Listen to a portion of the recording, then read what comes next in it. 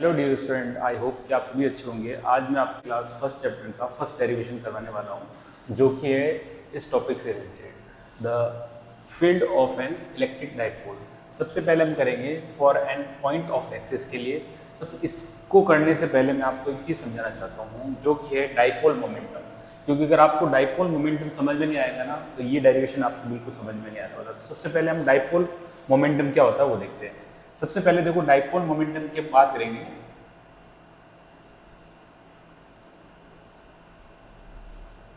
Dipole moment क्या होता है? हमारे पास में दो चार्ज है, एक चार्ज पॉजिटिव चार्ज है और एक नेगेटिव चार्ज है। ठीक है, इन दो पॉइंट के बीच में हमारे पास में दो चार्जेस हैं। ठीक है, ये जो होता है इसका जो सेंटर होगा उसको अपन बोलेंगे डाइपोल सेंटर। क्या बोलेंगे? इसको डाइपोल सेंटर बोलते हैं। इसको डाइपोल सेंटर बोलेंगे। ठीक है, आगे बात समझ में।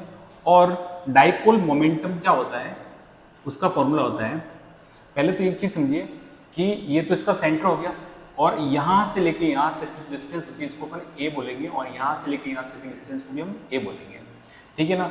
तो मोमेंटम क्या होता है इसके अंदर? देखो, जैसे कि कोई एक मैग्नेट है, सपोज हमारे पास में कोई एक मैग्नेट है। मैं आपको यहाँ पर एक एग्जाम्पल दूंगा। हमारे पास में मैग्नेट है, उसके अंदर टू पोल्स होते हैं, एक तो नॉर्थ पोल, एक साउथ पोल, दो पोल होते हैं। अब इस मैग्नेट को मैंने ऐसे सस्पेंडेड करके छोड़ा, ऐसे तो रो हवा में ऐसे छोड़ दिया, तो कुछ टाइम के बाद में ये अपने नॉर्थ और साउथ पोल के अंदर आके रुक जाएगा। वो इसलिए रुकेगा क्योंकि जो अपना अर्थ है ना, वो मैग्नेट की तरह काम करता है। इसके नॉर्थ साउथ एक दूसरे की तरफ अट्रैक्ट हो जाएंगे, ये रुक जाएगा।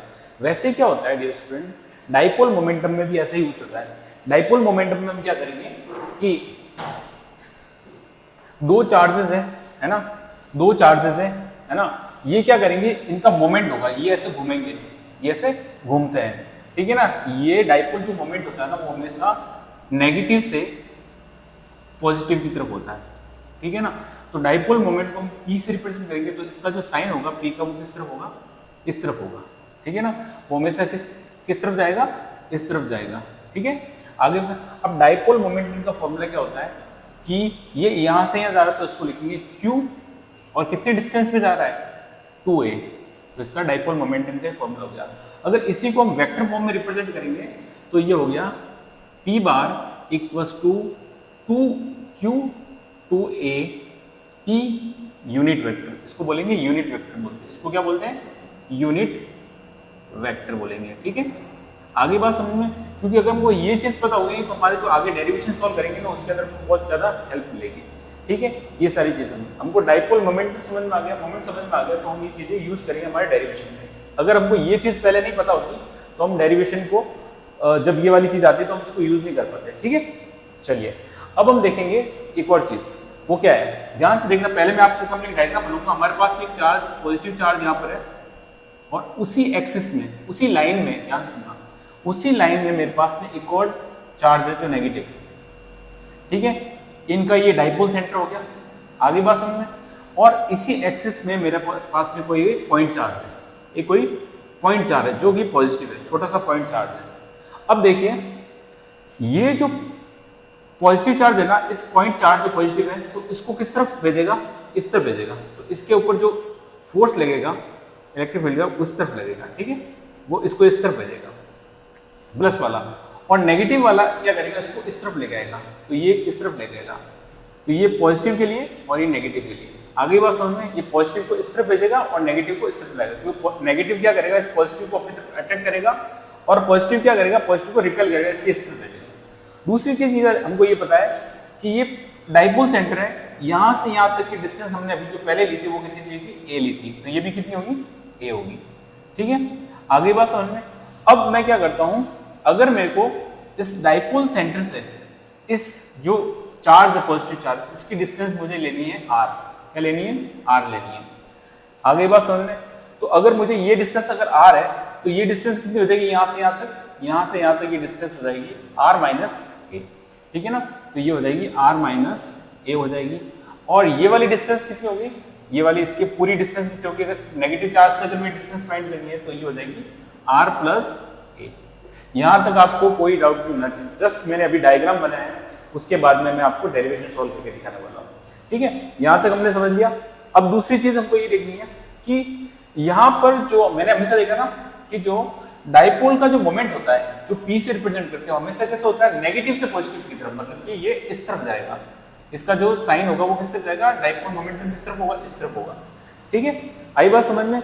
चलिए अब हम हमारा डेरिवेशन स्टार्ट करने से पहले हमको एक तो ये चीज पता थी, एक चीज और है वो हमको पता होनी चाहिए।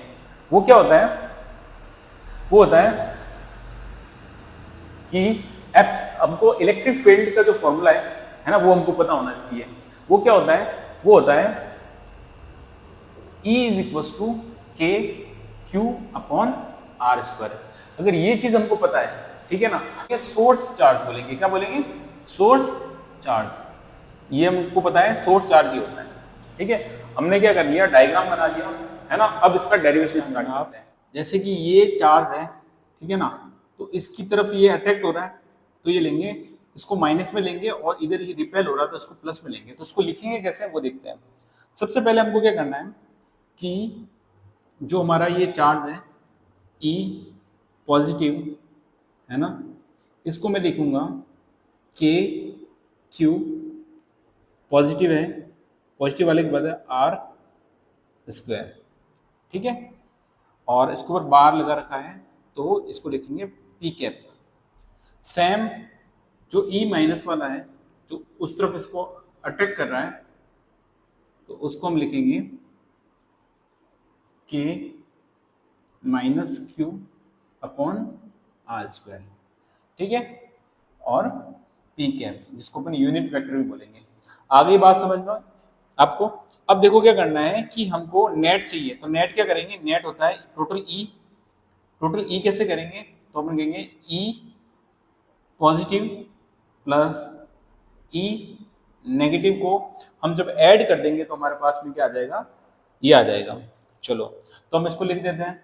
सबसे पहले के क्यू अपॉन आर।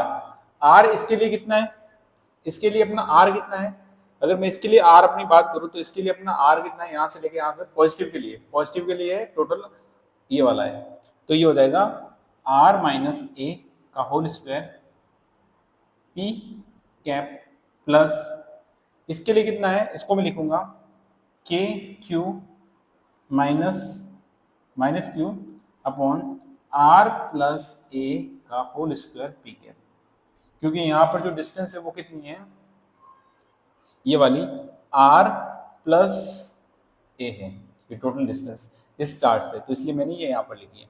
अब इसमें से क्या कर लेता हूँ मैं, एक तो इसको एक स्टेप और लिख देते हैं, तो इसको मैं लिखूंगा K Q upon are minus A का स्क्वायर माइनस, क्योंकि देखो ये माइनस बाहर आ जाएगा, के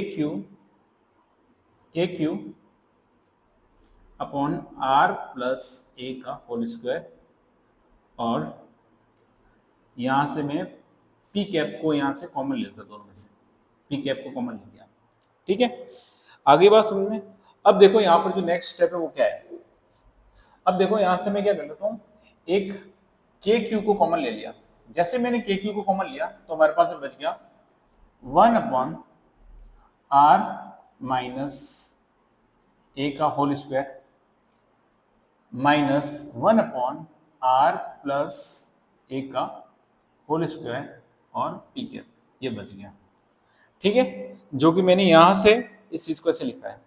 अब ध्यान से सुनना, इसको मैं सिंप्लीफाई करता हूं थोड़ा, वो ध्यान देते हैं। के क्यू, इसको जब मैं सिंप्लीफाई करूंगा तो नीचे ये बिंदु का एलसीएम वही आ जाएगा, आर माइनस ए का स्क्वायर आर प्लस ए का स्क्वायर, और इधर आ जाएगा आर प्लस ए का square minus are minus A का स्क्वायर और ब्रैकेट क्लोज। अब और पी कैप को हम नहीं बोलेंगे, लिख देंगे। ठीक है, आगे बात समझ में। अब देखो क्या करना है, के क्यू, इसको a प्लस बी का फॉर्मूला, a माइनस बी का फॉर्मूला लगा के इसको सॉल्व करें, तो R square plus Q square, sorry R square plus A square plus 2RA minus R square, क्योंकि देखो मैं सिंपली सीधा मल्टीप्लाई कर रहा हूं, R square plus Q square, sorry minus Q square plus two R, इसको यहां से ध्यान देना, वापस से मैं स्टेप में कुछ गलती नहीं कर रहा हूं, बट देखो यहाँ पर अब हम क्या करेंगे, यहाँ से ब्रैकेट खोल देंगे के क्यू, तो ऐसे रहेगा, इसको खोलेंगे तो R square plus A square plus two R A हो जाएगा, माइनस इसको खोलेंगे तो हो जाएगा R square plus A square minus two R A हो जाएगा। ठीक है, इसको खोल दिया, अपॉन में जो था वो मैं जैसे कि आर माइनस ए का whole square are plus A का होल स्क्वायर ये लिख दिया, और बार पी कैप है तो पी कैप लिख दिया। ठीक है, आगे बात समझ में। चलो अब मैं इसको कैसे लिखूंगा, के क्यू है ना, R square A square R two R A minus R square minus A square plus two R A P cap, और नीचे वाला सेम लिख देता हूँ, आर माइनस ए का होल स्क्वायर और आर प्लस ए का होल स्क्वायर। अब देखो इसमें जो कट रहा है उसको काट लेते हैं, तो कट क्या रहा है, देखो एक तो ये कट जाएगा, ये और ये कट जाएगा, तो बचा क्या, ये दो टर्म बची, तो इधर लिख देंगे K Q four R A upon, इसको मैं क्या लिख दूंगा, इसको मैं लिख दूंगा आर ए माइनस ऐसे, और आर ए प्लस और R A plus upon P cap, upon क्या है, मल्टीप्लाई पी कैप। ठीक है, अब देखो इन दोनों का अगर पेयर बनूंगा तो इसको भी लिखता हूँ R square minus A square, और इसको भी मैं अगर पेयर बनूंगा इन दोनों का तो इसको भी लिखता हूँ R square minus A square, तो मैं इधर लिख दूंगा के क्यू फोर आर ए, ठीक है, फोर आर ए, इधर लिख दूंगा R square minus A square एक बार, और R square minus A square दो बार। ठीक है, ये मैंने लिख दिया। अब इसका अगला स्टेप है ना, मेरे को इसको इरेज कर लेते हैं, फिर यहाँ पर कर लेंगे, इसका अगला स्टेप यहाँ कर लेते हैं।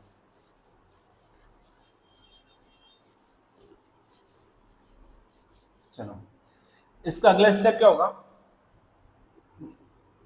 के Q four R A upon, ये हो गया, और इसको मैं लिख दूंगा R square minus A square की पावर टू, क्योंकि वही टर्म दो बार आ रही है, पी कैप ये लिख देंगे।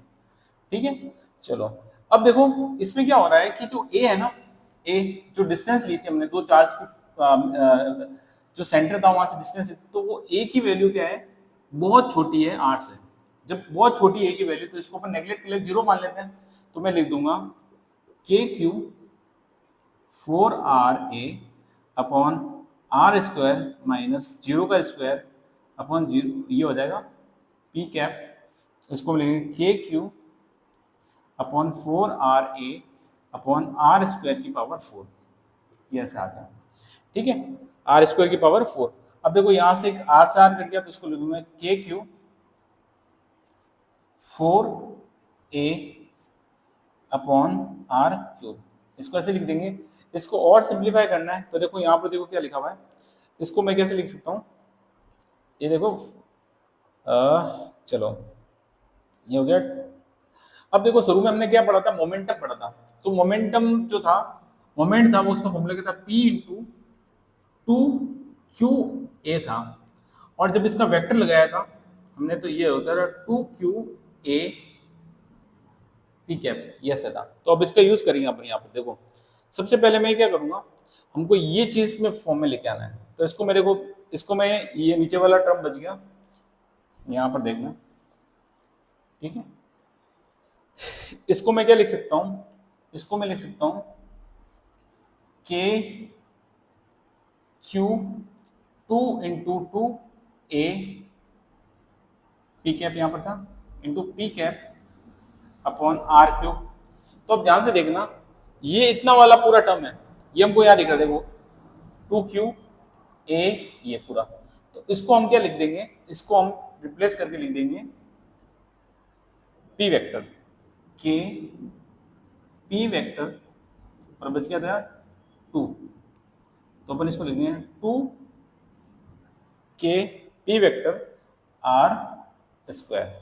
ठीक है, ये हमारा फाइनल क्या आ गया, इस डेरिवेशन का रिजल्ट आ गया। इस फाइनल डेरिवेशन का रिजल्ट ये आ गया। तो इसी तरीके से हमने किस पे किया था, for N point of N axis पे हमने क्या निकाल दिया, ये निकाल दिया।